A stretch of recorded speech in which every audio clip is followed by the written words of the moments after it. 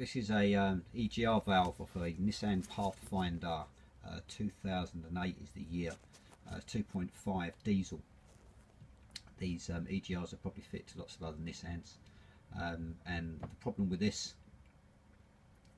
not the problem with the EGR, the problem with the vehicle was that sometimes it would start, sometimes it wouldn't, sometimes it would run okay, sometimes it wouldn't, sometimes it would just run with low power. It was really a mixed bag. Took a little bit of working out. We finally worked out that the exhaust was blocked,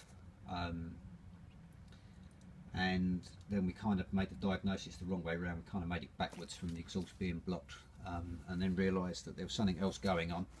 And the way these EGRs fail is this little flap here comes off,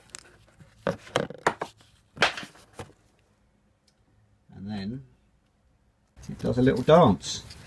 One minute it's open, next minute it's shut, and it's open all the way, and then when it's open all the way the car won't run. When it's open a little bit it will, you know, when it flicks back it will start. It was just like the cat had broken up in the car and the cat was doing a dance.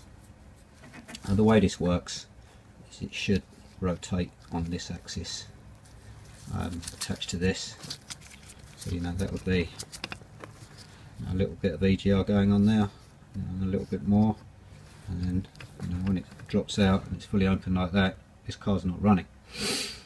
So I've not seen this type of EGR failure before. It's the first time I'd seen it. Nice lesson. And don't forget that when you do diagnose this fault, you price into the job the fact that the DPF is going to be blocked, and the chances are the cat's going to be blocked as well. And make sure you price that into the job so that you don't get caught short.